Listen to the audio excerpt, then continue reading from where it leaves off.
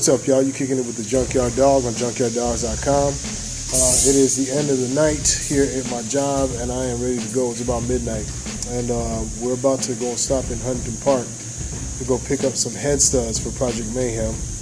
Get to show you guys more about what that is tomorrow in the morning when we get some light.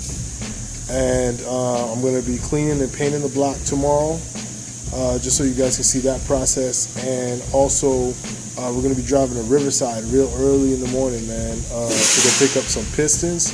I'm praying that these Pistons are forged Pistons, because I've gone to go pick up like a few, and they're never forged Pistons, so I'm hoping that this is a good set.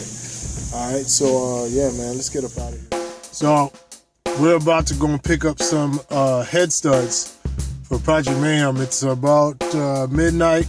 I just got out of work. So yeah, man, I was on a Facebook forum, and one of the cats on the Facebook forum said that they had some head studs. So let's go grab them. All right.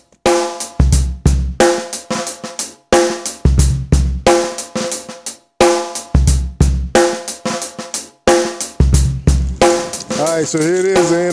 This is how you get them when you get them used. You know what I'm saying? The head studs.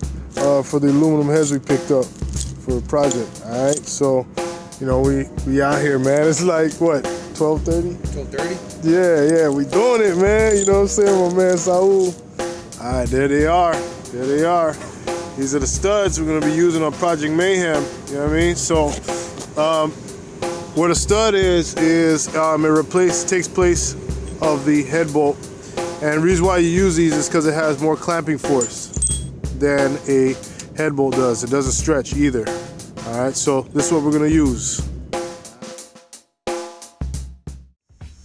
All right, y'all, we're about to break out and drive out to Nuevo to pick up some Pistons. It is 5 o'clock in the morning. I went to sleep last night at about 1:30, so I'm only off a couple hours of sleep. Alright, we're about to hit the road to Nuevo. I'm going to type it in here on my GPS and then roll out. Meet Mr. Brian. And hopefully, I really pray these are forged Pistons, man. That this is not just like a bum trip. But he said he's got a crank for us as well, so we'll just take all that stuff. Oh, damn, I should sleep. Woo! Junkyard Doggin, I guess. I'm tired. This takes dedication, you know what I mean?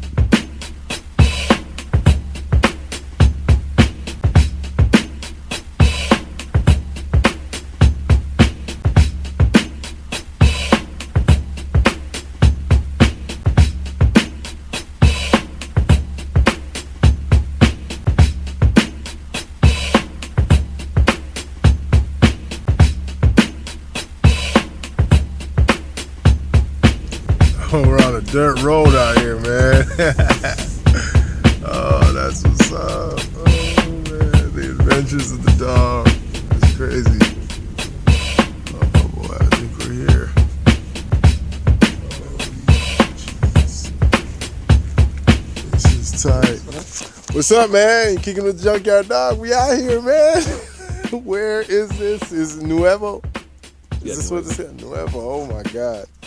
All right, we're kicking it with my man Brian here. He's hooking up some Pistons, rods, and a crank for Project Mayhem, man. So I am just glad to be out here, man. This is like, the air is clean. There's no airplanes, no helicopters, no police sirens, no fire trucks, no fighting, no fussing, no shooting. This is great, man. I'm having a great time, man. This is like a vacation for me.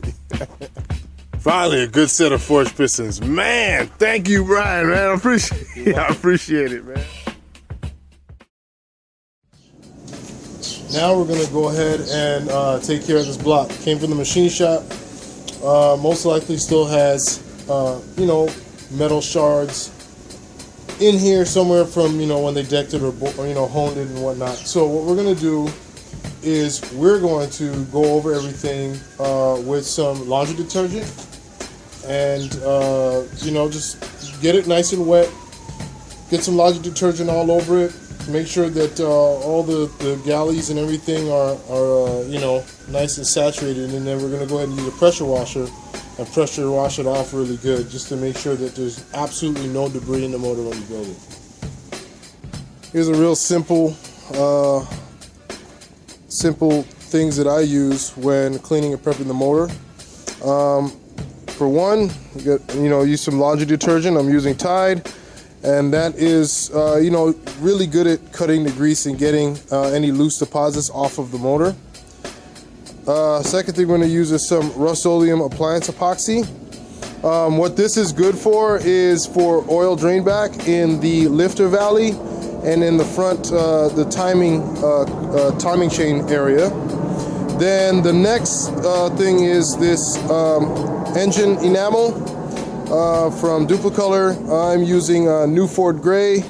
Reason why I want to use this color is because I can see oil leaks a lot easier when it's a lighter color. And then some WD-40 to bathe it down after we get it wet, because we don't want anything flash rusting. And we have some freeze plugs here. What I use these freeze plugs for is I just lay them on top of the freeze plugs that are in the block, just so that I could, I like the look of the brass freeze plugs, and I don't like to paint over them. So I use these, I guess, as kind of like paint guards when I'm painting it with the Duplicolor.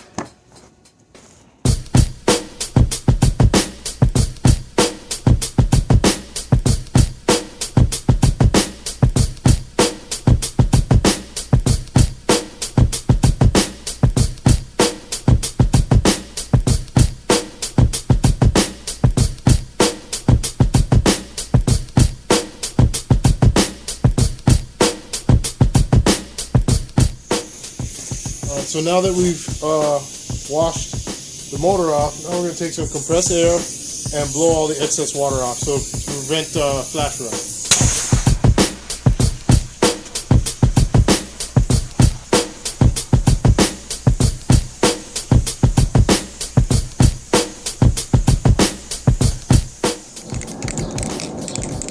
Now that we have the engine all degreased, it's ready for some paint. We're going to use this engine Duplicolor paint here.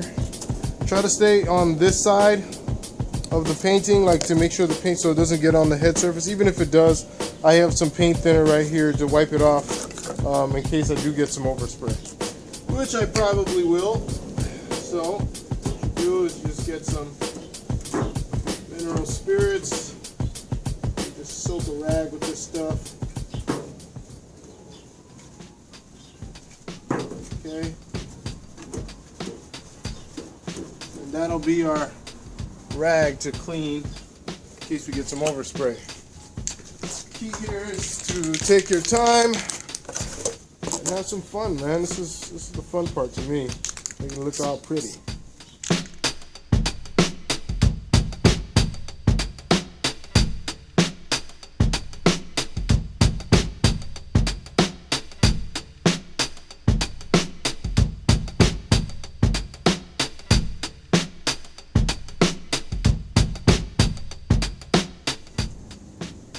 So after you've done the painting of the main body of the block, we're going to paint the valley here with the appliance paint. And what this does is it's actually slows down oil soak. And what that means is that oil tends to want to soak into the metal and kind of sit, all right? So we don't want it to sit in the metal. We want it to roll back into these holes here, which oil parts of the cam. And these holes here to help, there's holes there too, to help with oil drain back. Okay, so what we're going to do is we're going to put tape on the underside over these holes so the spray doesn't go all the way through. And then we're going to put some old lifters in the bores to stop paint from going down in the lifter bores, because you don't want that, because then they'll stick. So use an old lifter and we just stick in a bore like that. Okay, so we're going to do that and get the paint. Okay, I did half. The reason why we're only doing half is because the lifters will fall through. So we tilt it one way, do half, tilt it the other way, do the other half. Then we're going to do the front here, and then we'll be done. And just make sure we clean up all the gasket surfaces before the paint gets hard, because this enamel paint really gets hard and it's hard to get off after it's dry. So the main thing when painting the front, you want to make sure that you do not get any paint at all on this bearing surface. I put a little bit of Vaseline on it so that even if paint gets on it, you can just wipe it off.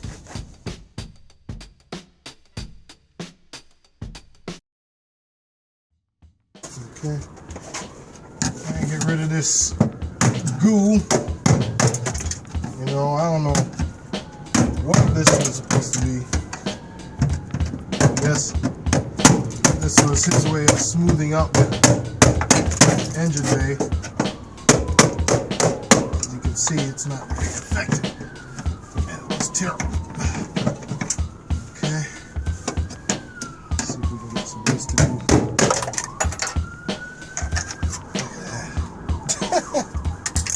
Ah, jeez. All that for this little hole right here.